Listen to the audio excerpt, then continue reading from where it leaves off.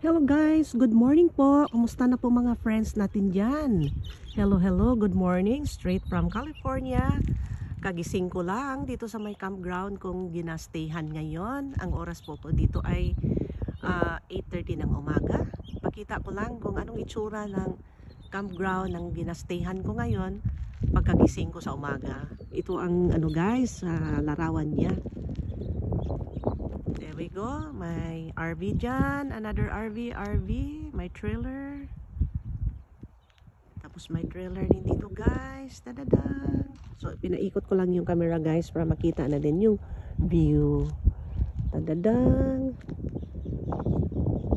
Alright, diba tahimik guys? Tapos may bundok doon. Parang cloudy ngayon. Alright guys, thank you for watching. See you on my next vlog. Bye bye you.